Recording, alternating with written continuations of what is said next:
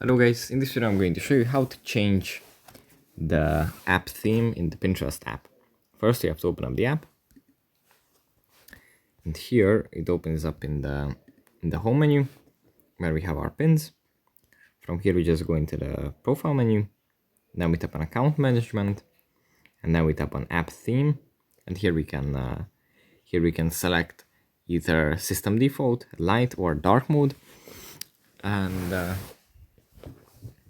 yeah. System default means that it's going to use the system settings that our device uses. So, for example, if our device is set to light mode, it's going to use light mode. If it is set to dark mode, then it is going to use dark mode. And yeah, I guess that's pretty much it for this video. I hope it was helpful for you guys, and I'll see you in the next one. Bye.